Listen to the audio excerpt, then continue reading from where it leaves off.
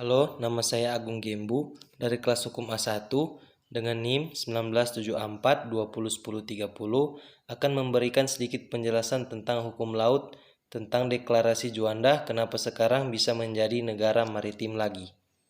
Deklarasi Juanda merupakan perjuangan bangsa Indonesia untuk memperjuangkan batas wilayah laut sehingga wilayah Indonesia merupakan suatu kesatuan yang utuh dilihat dari berbagai aspek yaitu politik, sosial budaya, dan pertahanan keamanan. Adapun masalah yang dihadapi yaitu menuai protes dari negara lain juga penolakan. 9 tahun sesudah lahirnya Undang-Undang mengenai perairan Indonesia, pemerintah mengeluarkan pengumuman tentang landasan kontinen Indonesia.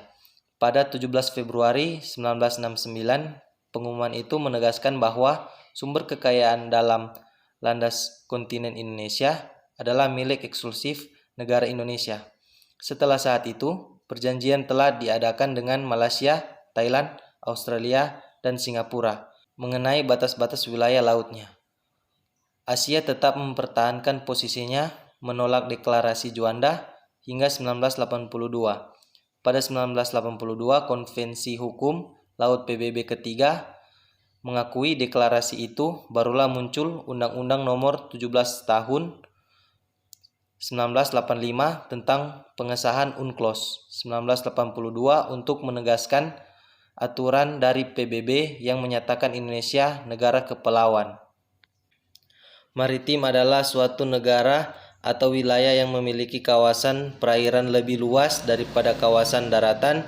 Indonesia memiliki total 17.504 pulau yang menjadikan Indonesia sebagai negara kepulauan terbesar di dunia. Alasan Indonesia disebut negara maritim ini adalah Indonesia memiliki wilayah perairan yang luas sehingga membuat Indonesia dipenuhi keanekaragaman sumber daya laut yang dapat dimanfaatkan oleh para nelayan dan masyarakat pesisir.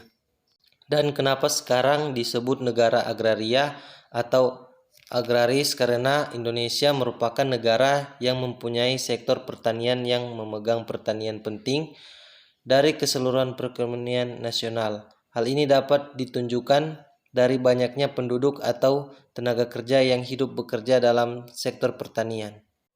Dilihat dari sisi geografis, Indonesia terletak pada daerah tropis yang memiliki curah hujan yang tinggi. Kondisi ini yang membuat Indonesia memiliki lahan yang subur dan banyak jenis tumbuhan yang dapat tumbuh dengan cepat. Alasan Indonesia disebut sebagai negara maritim adalah dari pengakuan dunia bahwa Indonesia adalah negara kepulauan terbesar di dunia. Terlebih, Indonesia memiliki berbagai budaya dan suku bangsa. Kondisi geografis Indonesia juga mendukung pengakuan tersebut. Alam Indonesia dipenuhi iklim tropis dan hutan hujan, persawahan, kawasan perairan, beragam buah, hingga binatang. Jika ada teman-teman yang akan melanjutkan perkuliahan, kami mengajak teman-teman untuk bergabung di Universitas Pembangunan Indonesia Manado, bertempat di Jalan Wortel Mongisidi, Kecamatan Malalayang, Kota Manado, Provinsi Sulawesi Utara. Sekian dan terima kasih.